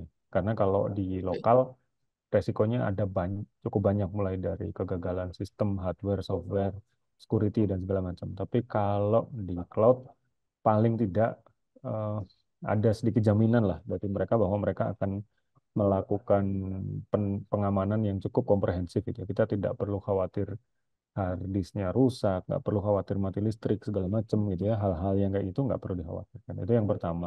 Nah, yang kedua paling ya itu tadi kendalanya adalah ketika kredensial kita terlalu banyak gitu ya. Eh, Google itu aman sebenarnya. Google, Microsoft, kayak gitu tuh aman. Cuma yang kadang nggak aman kan password kita ya, Pak. Karena kita bikin passwordnya yang weak katakanlah. Nah, kalau mau passwordnya banyak gimana? Nah, memang kalau saya sering kasih tahu ke teman-teman ya pakai password manager memang mau nggak mau, Pak. Jadi password manager memang aplikasi yang kita beli dan kita langgan gitu ya untuk menyimpan semua password kita yang bermacam-macam itu. Jadi saya hampir tidak ingat semua password saya, gitu ya. Karena passwordnya itu di-generate by sistem semua rekomendasi mereka, yang mana itu tidak terbaca. Yang saya perlu ingat memang password password manager dan juga autentikasi password manager itu saya. Entah 2FA tadi ya, 2FA antara password aplikasi dan juga fingerprint. Eh, Ketika login ke situ ya aplikasinya itu yang meloginkan ke si aplikasi yang mau saya tuju misalkan gitu. Mungkin seperti itu sih kalau kalau saya jadi tetap aja akhirnya harus berlapis juga sih Pak Ali. Jadi kalau saya biasanya pakai password manager tadinya mulai dari password manager yang ada di browser, kan biasanya ada ya tuh ya disimpan. Ya. Kalau komputernya, naudzubilahnya komputernya hilang kan ke bawah semua itu ke situ. Nah, untuk ngebuka itu tadi kan ada 2FA-nya gitu. 2FA harus kirim OTP ke HP misalkan. Buka HP-nya pakai fingerprint gitu. Akhirnya double-double kayak gitu. Atau password manager juga sama password manager, password masuk ke aplikasi password manajernya itu satu, tapi ditambah sama tuh FA lagi gitu ya untuk mengamankan, entah pakai fingerprint atau pakai OTP yang segala macam. Dan di dalam password manager itulah yang disimpan semua password kita yang mungkin kalau di saya ada hampir 50 sampai 60 password itu ya. Yang mana saya nggak tahu, satu pun itu nggak tahu karena itu kombinasinya kombinasi sesuai saran dari sistem. Karakternya campur-campur, besar kecil, Kak, terus simbol dan segala macam gitu ya, nggak kebaca. Yang saya tahu password ke itu aja gitu.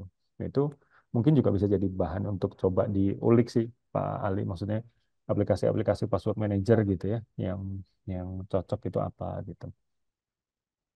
Nah ini sekalian Pak, apa yang Bapak pakai password Waduh, manager ya kira-kira kalau ini biar saya nggak mau, saya takut dikira promosi mas, saya nggak tahu kalau kalau atau saran. beberapa opsi mungkin Pak. Bentar, saya coba cari dulu. Saya coba searching dulu biar nggak kelihatan promosi karena ya masih nyoba-nyoba juga. Sebentar. Kalau sebelum saya beralih ke password manager yang terpisah itu, saya pakai password manager dari browser yang selalu saya pakai, Mas.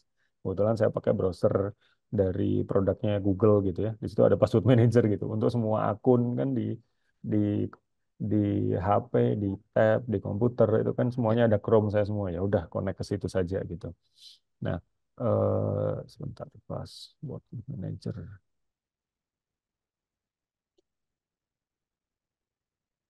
Nah, intinya kalau aplikasi ditanya yang bagus apa, yang bayar sih Mas. Semuanya.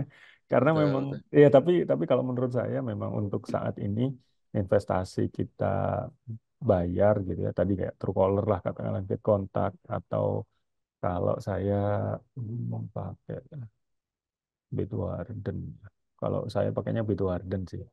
Bitwarden, oke. Ya, Bitwarden. Saya pakainya Bitwarden untuk seorang itu sekitar 50.000 kayaknya per bulan ya. Itu sekitar segituan lah. Lumayan ya. Tapi ya itu tadi sih kembali lagi ke Penting. ke ya tergantung Kebutuhan ya. tergantung kebutuhan Pak. Maksudnya kalau Ya, misalkan Bapak posisinya memang megang sistem yang krusial ya nggak masalah. Tapi kalau untuk eh, data personal individu-individu ya. personal mungkin password manager di browser saja untuk saat ini cukup gitu. Maksudnya ya untuk kebutuhan harian gitu ya, itu mungkin nggak masalah sih. Tapi kalau profesional memang kita bekerjanya sehari-hari dengan seperti itu investasi yang wajib sih Pak menurut saya ya gitu untuk seperti itu. Dan banyak sih nanti search aja Pak. Cuma kalau yang saya pakai Oke, itu salah satunya. Takut siap, siap. iklan nanti saya. Baik, Pak. Baik, Pak. Saya ada pertanyaan nih, Pak. Ya, Eh, enggak. oh ya, kan kami di Diskominfo juga mendevelop aplikasi-aplikasi yang sedikit banyak yang melibatkan data-data personal juga, Ya. baik internal data pegawai ataupun data masyarakat yang kami pegang, karena kami juga menghandle data-data misalnya dari dinas pendudukan, dinas sosial dan sebagainya yang cukup sensitif ya, Pak. Nah, ya seperti tadi Bapak sampaikan, jika misalnya kami sudah membuat aplikasi A untuk suatu kebutuhan gitu ya. Nah, kemudian aplikasi ini dikembangkan eh, fiturnya sehingga ada pemrosesan lebih lanjut terhadap suatu data pribadi. Apakah kami punya kewajiban untuk memberitahu ke pemilik data bahwa data tersebut digunakan di fitur yang lain gitu. Bahkan kan kalau Hmm. awalnya kita license agreement-nya dengan suatu fitur satu misalnya, lalu ada fitur 2 3 4 yang menggunakan data yang sama namun diproses Ya, dengan cara yang berbeda seperti itu. Mungkin ya, mohon tanggapannya, Pak. ya. Eh, boleh Pak. Jadi intinya memang dasar pemrosesan data pribadi itu adalah terbatas, terbatas sesuai dengan tujuan yang disepakati. Itu dulu prinsip pertamanya. Jadi misalkan tadi Pak Ali mengembangkan satu aplikasi untuk tujuan awalnya adalah A gitu ya. Ya, Di license agreement awalnya pasti ditulis ini mengumpulkan data A, B, C, D untuk tujuan A. Nah, ternyata ya, di tengah jalan memang ini dikembangkan fiturnya untuk tujuan B gitu ya. Memang harus ada notif, Pak. Harus ada notif. notif ke pemilik datanya bahwa data Bapak A, B, C, D ini akan digunakan untuk keperluan B. Gitu. Per individu harus diinfokan itu Individu. detailnya lagi gitu. Memang memang ribet sih Pak, jadinya seperti itu. Jadinya Baik. seperti itu. Tapi ya itu tadi menjamin hak. Nah, saya sebagai subjek data pribadi tahu bahwa data saya dipakai untuk apa saja dan di mana saja. Gitu sih Pak. Artinya kami juga harus menyimpan suatu mekanisme komunikasi mungkin ya Pak dengan pemilik data agar mereka menerima notifikasinya ya Pak ya. Iya, jadi notifikasinya kalau tadi disimpulkan adalah pertama tujuan pemrosesan data pribadinya apa di awal, kemudian ketika diproses pun juga kalau misalkan memang memungkinkan juga dikasih notif ini sekarang sedang dipakai untuk ini, misalkan profiling bansos misalkan kalau yang BPS gitu ya atau apa gitu. Ini sekarang dipakai untuk ini. Nah, ketika sudah selesai pun dengan tujuannya misalkan datanya memang katakanlah tadi kebijakan retensi atau penyimpanan setelah pemrosesan itu hanya 1 tahun misalkan setelah tujuan itu tadi harus dikasih tahu juga Bapak ini sudah 1 tahun data Bapak sudah kami hapus gitu. Nah itu juga harus dikasih tahu Pak seperti itu ke Oke. subjeknya. Jadi kayak tadi pertanyaan ibu-ibu tadi kita bisa kebayang data kita itu ada di mana saja sebenarnya gitu dan dipakai oleh siapa saja gitu. Kedepannya seperti itu Pak pengennya. Terima kasih.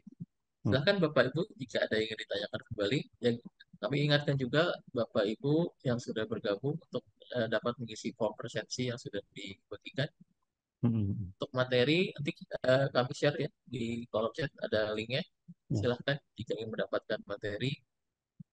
Hmm. Oke, Nah, mungkin saya coba menambahin tadi ya Pak, ini ada yang baik dari Pak. Pak atau Mbak Sonda ini, browser atau aplikasi password manager yang aman gitu ya.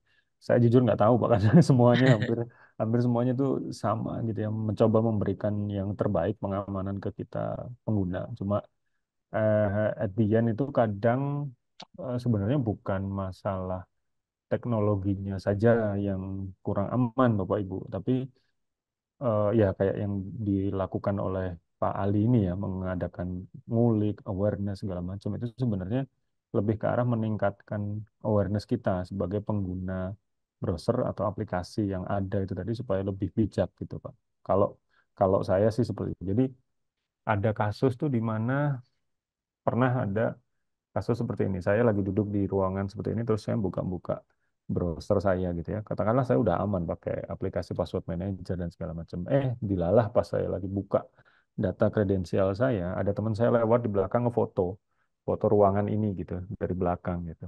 Nah, ternyata HP sekarang kan bagus-bagus ya, Pak. Bisa di zoom tuh semuanya. Layarnya Ya, kelihatan. Data pribadi saya itu seperti apa. Nah, nggak berguna juga, Pak. Saya pengamanan seperti apapun tuh nggak berguna ketika ya, ketika faktor human error di situ yang bekerja gitu. Jadi kalau saya sih saran saya pribadi lebih ke arah ya kita banyak-banyak apa ya coba explore lagi gitu, kita baca-baca lagi gitu ya. Jangan terlalu percaya sama tools gitu Pak. Karena wah tools itu juga sama komersial juga gitu ya. Kayak kita dulu kan kalau zaman saya kuliah itu kan ini yang jualan virus tuh yang antivirus gitu ya kan konspirasinya gitu. Nah, jadi ya, sama saya kita nganggap aplikasi semuanya itu nggak ada yang aman Pak. Itu hanya salah satu alat bantu tapi balik-balik lagi itu ke kita sebagai pengguna gitu. Ya, kalau kita masih males memperbarui password itu ganti password atau mencoba explore bagaimana password yang aman gitu ya dan segala macam ya akan sama aja nanti akhirnya gitu. Kalau menurut saya gitu. Nah, izin oke. bertanya di web ada jasa untuk menghapus data internet itu apa benar, Pak? Saya belum pernah pakai, Pak, cuma sering sering lihat. Eh, Bener sih mungkin bener ya. Tapi apakah valid jasanya itu tadi eh, kita bisa yakin data kita juga nggak disimpan sama dia itu juga kita harus hati-hati sih Mas. Tapi nggak apa-apa sih, nggak apa-apa kalau misalkan mau dicoba, coba aja gitu. Cuma ya itu tadi kan kalau kalau kami yang mainannya di dunia cybersecurity itu harus selalu suuzon kalau lihat kayak gitu. Jadi jangan yang jangan yang Harus percaya udah sampai habis dihapus aman gitu ya. Bahkan saya kayak foto saya di IG dihapus gitu, saya juga nggak yakin apakah memang beneran di sana itu dihapus atau hanya di hide saja, flagnya diganti gitu ya, kita nggak tahu. Tapi kalau mau dicoba sih nggak apa-apa, Pak. Saya jujur belum pernah, saya jujur belum pernah. Selama ini saya kalaupun ngehapus, saya lebih ke arah saya kontak satu-satu sih memang masih ke web ini yang supply data saya tolong dihapus, ini dihapus, itu lebih lebih mantap gitu sih, lebih percaya gitu sih. Walaupun ya memang melelahkan Mas memang. Iya, betul Pak. Gitu. Nah kalau di luar negeri ini kan ada right to forget ya Pak. Ya, Apakah itu tercakup juga di PDP ini Pak? Di ya sama. Undang-Undang PDP. Sama ya? Sebenarnya apa right to be left alone gitu sama right to forget gitu ya. Itu sama sebenarnya ada dua-duanya. Jadi eh, nantinya ketika memang UU ini diterapkan dengan baik gitu ya, Hmm. kita punya right to forget sama right to be left alone itu sama kayak di luar negeri.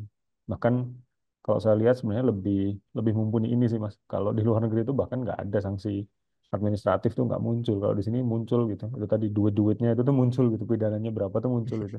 Lebih mengerikan sebenarnya. Jadi Ya, ada sih Mas, ya, ada dijamin juga di sini untuk kalau itu semua diterapkan jadi right to forget. Jadi memang beneran data saya itu dihapus semuanya gitu nantinya bisa untuk itu. ya Pak. Mungkin kalau di Indonesia lebih takut sama hukuman bersifat uang ya Pak. Iya, uang, uang. Ya kalau di Gitu. instansi pemerintah kan uang dan juga nama baik ya kredibilitas Nama gitu baik. ya Betul. mungkin itu yang harus dijaga Pak itu mungkin. Oke. Baik rekan-rekan, jika ada yang ditanyakan kembali, kami silakan. Eh, Tadi Pak, saya sedikit ngasih contoh soal data pribadi yang ada di bungkus gorengan nih Pak, misalnya Oh ya. iya, iya Pak. Itu kan alurnya panjang tuh Pak. Ada dari pemilik data ya, misalnya pemilik kakak itu, kemudian dipenitipkan data tersebut ke satu institusi, katakanlah misalnya kantor kelurahan gitu untuk mengurus suatu layanan.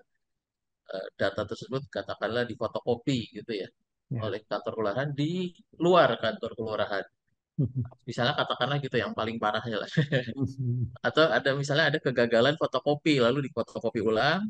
Nah, kertas yang gagal ini yang kemudian oleh tukang fotokopi dihibahkan ke penjual gorengan tadi sampai berakhir jadi bungkus gorengan. Nah, Ya. sebenarnya kesalahannya itu di mana, Pak? Sebenarnya kami kalau misalnya dari masyarakat kan sudah memberikan dengan tepat ya untuk pelayanan A gitu, seperti Ya. itu. Iya, kalau misalkan case-nya seperti yang Pak Ali sampaikan, kesalahannya adalah jadi kalau di eh, PDP itu pihaknya itu ada tiga, tiga pihak Pak Ali. Jadi yang pertama subjek data pribadi itu kita warga negara Indonesia, kemudian ada pengendali data pribadi dan juga pemroses data pribadi. Pengendali data pribadi itu yang memberikan arahan biasanya pimpinan institusi dan segala macam lah. Eh, Pengelola pemroses data pribadi itu yang ada di situ. Biasanya itu dalam satu lembaga, satu instansi. Kalau kayak itu tadi, case-nya yang kayak Pak Ali sampaikan itu yang salah adalah lembaga yang mengumpulkan data itu tadi. Jadi eh, apa? Oh ya, mangga Pak Kadis. Jadi lembaga yang mengumpulkan data itu tadi karena ini Pak Ali, tanggung jawab kita atau institusi yang mengumpulkan data itu bukan hanya sampai mengumpulkan, tapi selama mengumpulkan, kemudian memproses, menyimpan, mengupdate, menghapus, retensi, itu kewajiban si pengendali itu tadi. Pengendali dan pemroses data pribadi atau instansinya itu tadi. Kalau dalam salah satu tahapan itu tadi ada kebocoran, katakanlah tadi kan berarti tahapannya pas pemrosesan ya, fotokopi. Pemeriksaan. Ya. Fotokopi. Entah fotokopi di dalam atau fotokopi di luar dan ternyata itu akhirnya nyebar kemana-mana, tetap si instansi itu yang kena. Berarti Oh, oke. prosedurnya yang tidak baik gitu, tidak menjamin bahwa karena ada data pemrosesan itu harus akurat, diproses secara aman dalam tanda petik. Kalau dia di copy di luar itu kan nggak aman karena potensi Betul. dicuri orangnya gede gitu. Atau Ya. bahkan kalau di luar negeri itu udah ini Pak, baru tahu kalau ternyata mesin fotokopi itu bisa menyimpan film film gambar, Gambarnya ya. iya gambar yang di copy sama dia itu ada gitu. Makanya bahkan kalau di luar itu sampai mesin fotokopinya yang didispose, dihancurkan secondnya gitu. Nggak Oke. boleh nggak boleh, apalagi di luar gitu ya, fotokopinya di luar nggak boleh. Kita punya mesin fotokopi sendiri, pas ini sudah rusak, nggak boleh kita jual di luar untuk dijual secondnya gitu, nggak. Itu harus didispose, dihancurkan mesin fotokopinya. Untuk Oh, luar menjamin biasa. bahwa data yang kesimpan di situ, yang sempat ke foto di situ tidak bisa dikembalikan gitu. Sampai seperti itu. Oke. Terima kasih Pak Mm-mm. Sidik. Mm. Baik, Bapak Ibu, silahkan jika ada ingin tanyakan kembali. Mungkin sambil menunggu yang lain untuk bertanya, saya ingin tanya lagi nih Pak. Kalau untuk saat ini nih Pak, kami juga banyak sih menerima pengaduan ya. Kebetulan saya juga menghandle pengaduan masyarakat melalui SP4R Lapor. Banyak pengaduan yang terkait itu pinjol tadi, datanya tiba-tiba ada di pinjol. Eh, nah, kalau terjadi kebocoran data seperti ini Pak, saat ini kita bisa melapor ke siapa atau apa yang harus dilakukan Pak? Terima kasih. Mohon arahannya. Nah itu kalau sekarang lapornya saya saya bingung juga karena memang otoritas yang mengelola itu memang kalau terkait data pribadi ya, kalau terkait data pribadi memang belum ada, Pak. Belum ada Misalkan ya. data-data pribadi saya itu eh, setahu saya memang lembaga atau otoritasnya itu diatur lebih lanjut di peraturan presiden gitu ya, tulisannya gitu. Memang ini masih menunggu disahkan nanti. Cuma ya memang kalau kalau aplikasi-aplikasi yang mengganggu ya memang otoritasnya kan kalau tidak salah memang di Kominfo ya Pak ya. Ada lapor nomor HP, ada lapor web segala macam. Nah, paling lebih ke arah situ sih kalau kalau saya dan itu kan sudah disediakan dan juga sudah di follow up dengan cukup baik kalau nggak salah ya di Kominfo di kementerian itu bisa dari situ sih Bapak Ibu kalau saya tidak salah kan bahkan ada situs untuk cek rekening ya Pak Ali ya kalau nggak salah ya yang dari Kominfo ya. Jadi Oh, misalkan kurang tahu. oh ya ada di Kominfo Pusat kalau salah tidak salah itu ada untuk cek nomor sama cek rekening kalau nggak salah. Jadi ketika misalkan kita ada telepon dan situs kalau nggak salah lapor halaman gitu ya kita bisa Oh, bantu aduan dengan konten ya, aduan aduan konten, konten. aduan konten, layanan aduan konten, cek HP sama cek rekening kalau tidak salah. Nah, itu bisa kita cek di situ dan kita laporkan di situ untuk membantu. Jadi crowdsourcing sih kalau itu ya. Jadi misalkan ada pinjol ataupun spam gitu yang mencoba mengarahkan kita untuk transfer ke nomor rekening sekian, kita cek aja di situ. Itu sudah cukup update sih setahu saya juga ya yang dikelola sama Kementerian Kominfo itu. Itu ada saya coba cek itu untuk itu. Oke, Tapi oke. kalau yang terkait dengan apa data pribadi memang setahu saya itu belum sih Pak, belum ada. Masih menunggu nanti lembaganya seperti apa. Nah ini kalau nggak salah ini saya tunjukkan. Hmm, nah ini nih. Nah ini Pak. Eh, cek rekening sama aduan nomor. Nah kalau aduan nomor tuh ya itu tadi Bapak Ibu kalau kayak aplikasi Get Contact, Truecaller gitu ya. Ini kurang lebih sama juga. Kalau ada yang pernah mengadukan nanti bisa kita cek di sini. Nah ini Oke. rekening juga sama cek rekening ini. Setahu saya juga ini bisa digunakan kalau ada permintaan untuk transfer rekening lah segala macam. Ini benar nggak ya, valid nggak ya gitu ya. Ini kita bisa ngecek dari sini juga Pak gitu. Tahu saya. Ya. Nah, ini juga bisa dari sini. Ini cukup update setahu saya.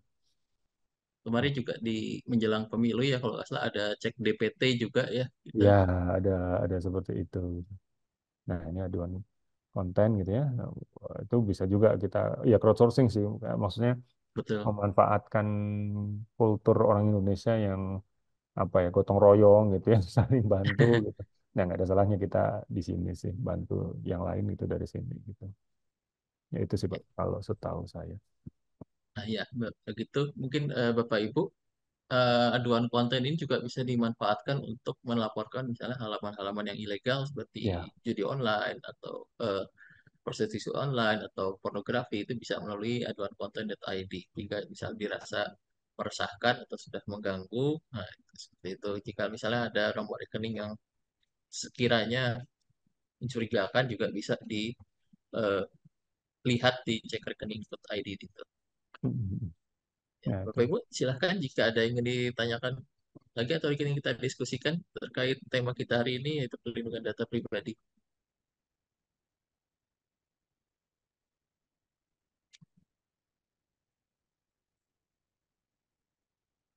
Tadi juga disampaikan oleh Pak Sidik bahwa data pribadi ini tidak hanya yang sifatnya digital ya Bapak Ibu, termasuk juga yang non digital, misalnya tercetak atau misalnya dicantumkan di baliho atau di videotron seperti itu ya, termasuk data pribadi.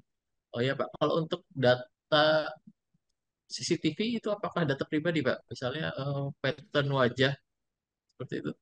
Ya, ya jadi oh ya untuk CCTV ya Pak ya. Jadi secara default nggak boleh Pak. CCTV itu boleh ada, tapi nggak boleh direkam dan tidak boleh digunakan untuk mengidentifikasi Pak. Jadi Tidak nggak boleh boleh, direkam dan tidak tidak boleh boleh digunakan. identifikasi misalkan kayak gini. Saya rumah di pinggir jalan gitu, terus punya CCTV madep ke jalan gitu ya. Itu nggak boleh Pak. Untuk mengidentifikasi seseorang itu nggak boleh. Jadi kalau cuma melihat aktivitas saja, ya data disimpan aktivitas saja nggak boleh. Tapi kalau dari situ terus ada pemrosesan lebih lanjut di belakangnya, ya, untuk mengidentifikasi oh orang ini namanya ini gitu ya kan ada teknologinya ya kayak gitu tuh. Yang lewat tuh sekian, umur sekian. Profiling itu nggak boleh. Dan tambahan satu lagi, kalau kita mau mengawasi suatu area pakai CCTV, harus dipastikan bahwa yang diawasi itu tahu, Pak, kalau memang sedang diawasi oleh CCTV. Jadi, Walaupun area kita sendiri, Pak. ya maksudnya kayak kantor, even kantor pun ya. Saya Oh, lagi di kantor. dalam ruangan ini atau di jalan, bahkan di jalan depan kantor gitu. Kalau ada CCTV di situ nggak boleh ada CCTV nyumput atau sembunyi itu nggak boleh, Pak. Memang harus transparan dan bahkan Expose ada ya. stikernya, harus ada stikernya. Area ini Oh, diawasi oleh CCTV gitu. Itu compliance-nya kayak gitu aja sih sebenarnya. oke. Kalau Gitu. misalnya CCTV yang memang digunakan untuk eh, mengidentifikasi sesuatu seperti katakanlah apa etilang seperti Nah, itu, Pak. kalau itu boleh, Pak. Maksudnya Memang yang nggak boleh itu ketika urusannya. kita individu ya. Tapi kalau yang Oh, gitu. diatur di hukum gitu atau diregulasi gitu, itu boleh. Kalau itu boleh. Tapi kalau individu itu tadi saya misalkan saya Oke. saking isengnya gitu masang CCTV di luar rumah atau apa untuk mengidentifikasi tetangga yang lewat. Oh ini bapak ini lewat. Ya, Bapak Nah itu nggak boleh, Pak. ya Itu betul. Ini harus. juga mungkin salah satu kelemahan ya, Pak. Kalau di kita itu, kalau saya sempat explore regulasi terkait CCTV karena kami ada website pelindung.bandung.go.id, Pak. Mungkin pernah dengar. Iya, iya. Nah, eh, itu mengintegrasikan CCTV yang ada di dinas-dinas di Kota Bandung.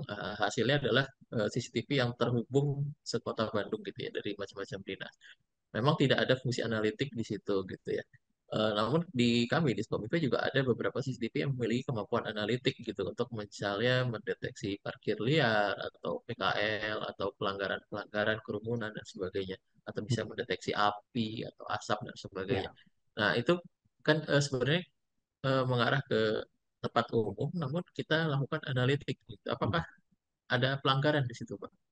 Ya, setahu saya selama memang yang diidentifikasi itu bukan identitas orang, bukan data pribadi, nggak Oke, masalah sih Pak. Kalau misalnya kayak tadi Bapak bilang kan, kalau kerumunan kan berarti cuma counting saja ya, ya, ada konting betul. ada berapa kepala doang di situ gitu.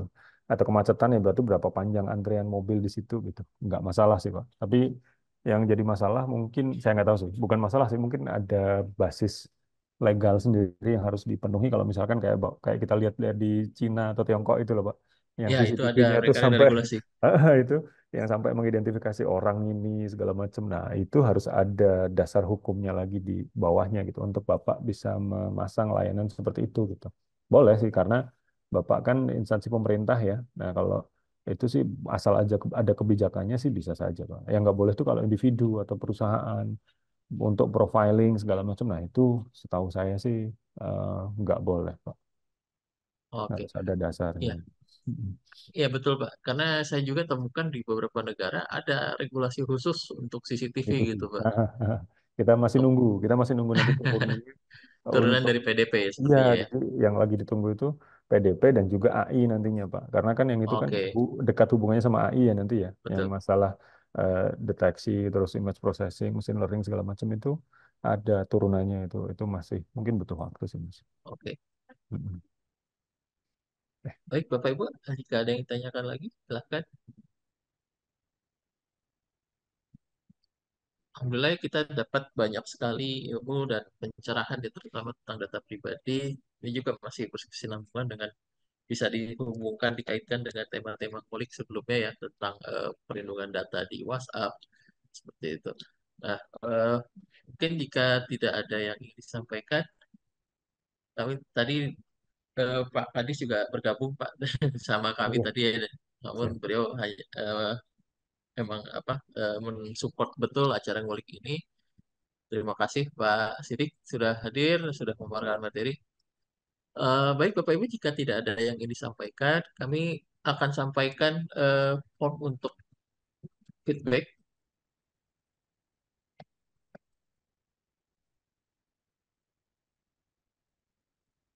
Ini sudah saya bagikan di kolom chat. Jika ada feedback bagi penyelenggaraan acara, kami silahkan dapat mengisi form feedback untuk peserta yang menggunakan NIP ASN Kota Bandung. Nanti kami akan upayakan untuk ada sertifikat digital dari BKPSDM. Nanti sertifikat ini akan disampaikan langsung ke aplikasi Sipak Bapak Ibu, langsung masuk ke DMS. Jadi tidak perlu diunduh segala macam, langsung masuk ke DMS. Baik, Bapak Ibu, jika tidak ada, kita akan cukupkan mungkin Bapak Sidik. Terima kasih waktunya, terima kasih ilmunya, Ya. luar biasa. Semoga studinya lancar. Amin. Terima kasih banyak, Pak. Semoga studinya lekas selesai ya sebelum nggak perlu menunggu badan regulasi untuk mengatur Amin. PDP. Amin, amin. Siap-siap, Pak. Oke, Makasih banyak. oke. Baik, terima kasih Pak narasumber, terima kasih Bapak Ibu, rekan-rekan semua Mulikers yang sudah hadir pada kesempatan hari ini.